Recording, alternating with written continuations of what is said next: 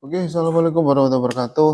Kali ini saya akan sharing tentang bagaimana mendapatkan STRA di arsitek. Simak video saya.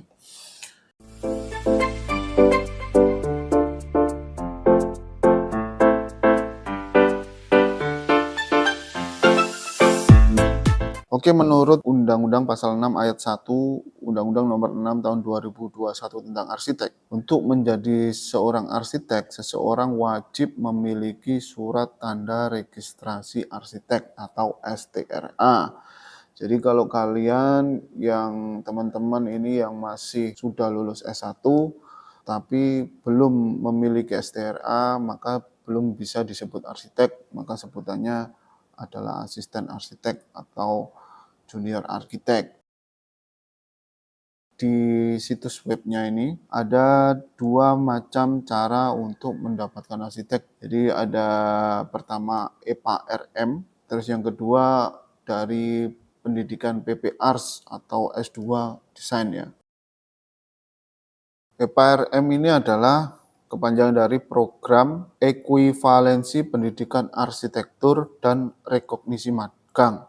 Jadi program ini bertujuan untuk memberikan kesempatan kepada calon arsitek yang belum memenuhi syarat pendidikan arsitektur minimal 5 tahun dan magang.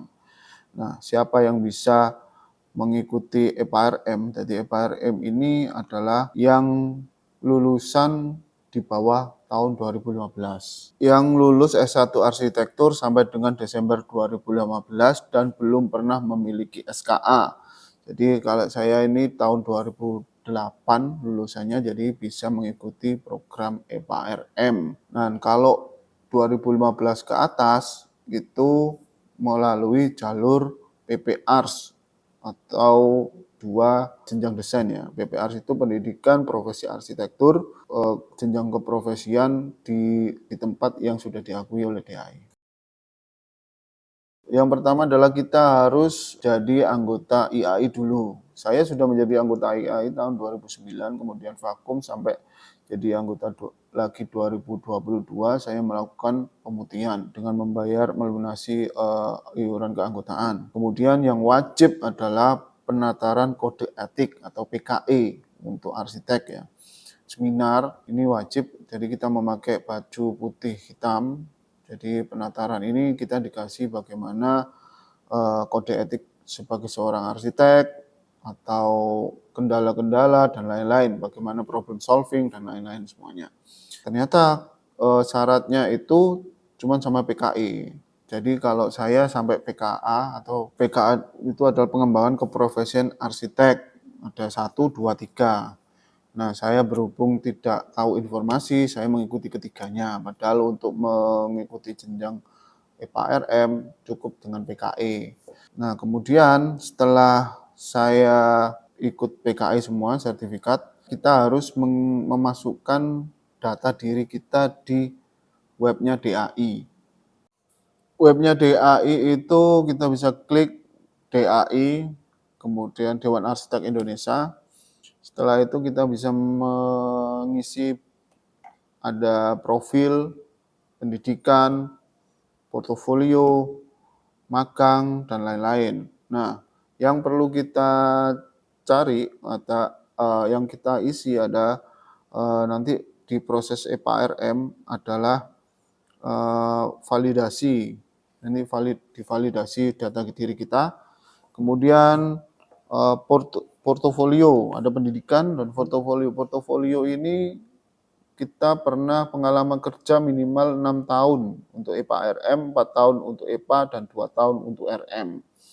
Jadi kalau saya berhubung EPA-RM jadi 10 tahun ya, saya kasih semua dulu. Saya ngasih portofolio itu selama 10 tahun, kemudian saya ditelepon untuk mengurangi 10 tahun itu. Jadi cuma cukup menyertakan 3 portofolio yang menurut proyek yang paling bagus, kemudian punya lantai minimal 2 atau satu lantai tapi 200 meter persegi lebih. Nah, dan catatannya ya ini sudah terbangun walaupun sedang maupun sudah selesai. Jadi kita nanti di portofolio itu menyertakan gambar kerja, kontrak, narah hubung, siapa yang bertanggung jawab atau siapa yang memberi tugas kita. Kemudian foto-foto bisa kita sertakan untuk menguatkan portofolio itu, foto-foto proses pembangunan. Setelah itu portofolio minimal 3 itu tadi. Kemudian ada yang namanya rekomendasi arsitek anggota IAI minimal 2. Jadi kita harus cari relasi di sini, siapa saja yang punya STRA. Tidak harus anggota kesekretariatan, tapi semua arsitek yang sudah punya STRA itu bisa merekomendasikan kita.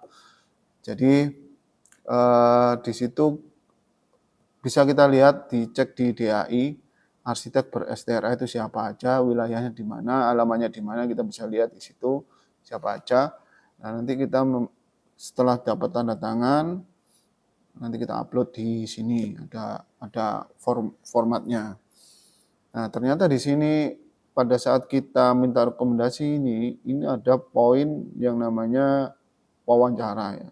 Jadi kita layak apa enggaknya kita untuk direkomendasikan. Setelah itu, setelah divalidasi data-data kita tadi, maka kita akan dinyatakan layak untuk mengikuti uji kompetensi. Uji kompetensi ini dilakukan kalau saya sendiri di kampus UINSA, Surabaya. Itu di lantai 8, di ruang komputer, kita tesnya CAT ya, komputer lah, CAT apa kepanjangannya itu. Ya, kita nanti diawasi oleh banyak CCTV. Kemudian saya kebetulan ujian di batch 18, tapi baru lulus di batch 20. Karena saya 2 kali ujian, di batch 19 tidak ada, di Surabaya tidak ada.